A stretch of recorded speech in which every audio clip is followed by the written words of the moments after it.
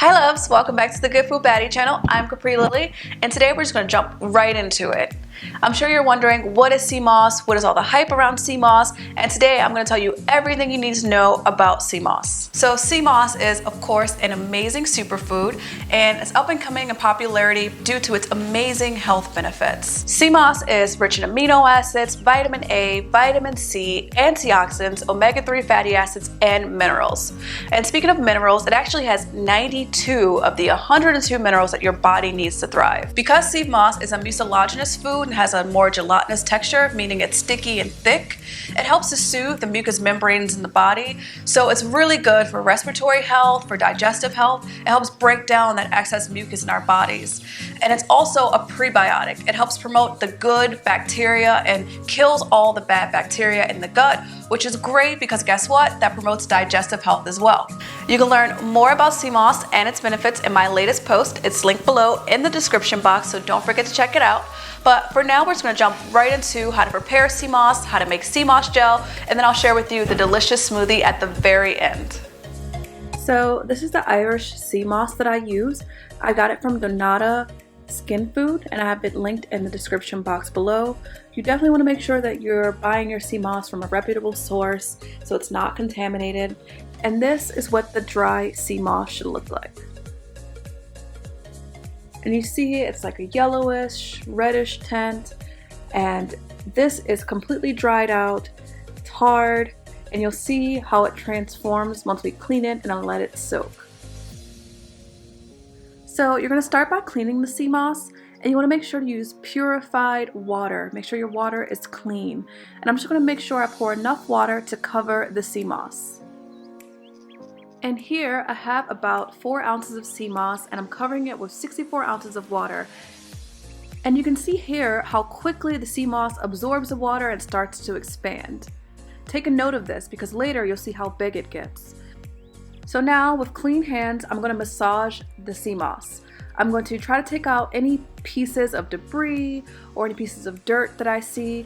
And I'm just going to slowly start to pick apart the sea moss because it's pretty tangled into each other, and just gently give the sea moss a nice massage. Here I just want to show you a close-up of what the sea moss looks like. So this is how the sea moss looks before it's soaked. So now I'm going to drain the sea moss, and here we have it again, and here you can see it's expanded just a little bit, and here is a nice close-up.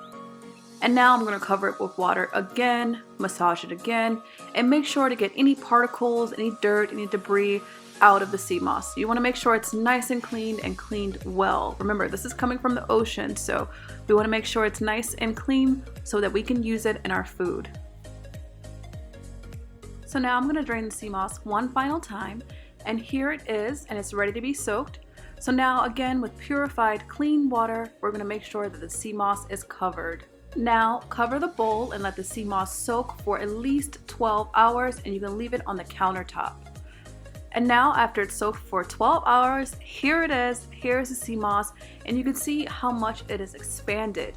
It is huge. An important thing to note is that you do not want to boil your sea moss. If you boil the sea moss, this actually diminishes its nutritional value and diminishes the quality of the sea moss. So simply use room temperature water and let it soak overnight on your countertop. Now we're going to take the sea moss and transfer it to a dry plate. The reason we're doing this is because we want to actually keep the water, because we're going to use this water to make the sea moss gel.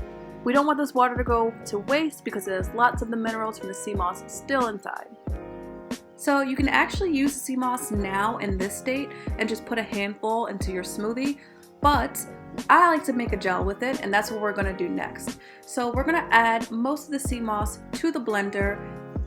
This is about 4 cups of soaked sea moss.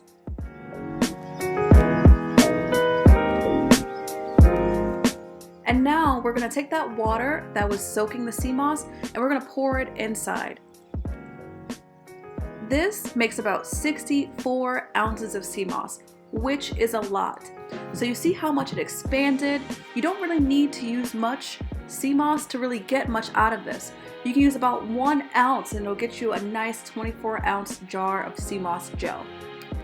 So when blending it, you want to make sure to blend it well and blend it for about a minute or two. It should be nice and smooth at the end. And you see here, it is nice in liquid form. It's really kind of watery at this point, but when we leave this in the fridge, it'll actually start to become more of a gel and solidify a bit more. So here is a close-up of the sea moss gel. So when making the sea moss, just remember, it's 1 part sea moss to 2 parts water. So you want to make sure you have double the water as a sea moss.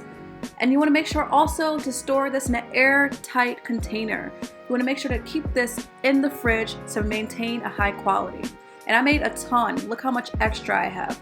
A good hack with any extra sea moss, you can pour it in the ice cube tray and then throw those ice cubes in your smoothies in the morning. So here is my sea moss. I started with about 4 ounces of dried sea moss, and now I have 64 ounces of sea moss gel. And now we're just going to jump right into this delicious smoothie. The beautiful thing about sea moss is that it does not have a flavor or any taste. You can add it to almost anything, as a salad dressing, as a dipping sauce, and it's perfect for in smoothies. So I'm sharing with you my favorite chocolate raspberry smoothie. It's made with cacao, dates, raspberries, cucumber, avocado, flax seeds, all these amazing nutrient-rich foods. So I'm going to start by adding 1 cucumber chopped, and these are Persian cucumbers, so they're a bit smaller. And then I'm going to add 3 dates, and the dates are used to sweeten it, 1 cup of frozen raspberries, and then half of an avocado. So already we have tons of antioxidants, we have fiber, we have essential amino acids, omega-3 fatty acids, just right now in our smoothie. Now I'm going to add the sea moss gel. And remember, I just made the gel, so it's a bit watery. You can still use it, but after you put it in the fridge, you'll see it gets very gelatinous. And then we have our flaxseed, and then we have our cacao, which is unprocessed chocolate, and it's filled with tons of amazing nutrients.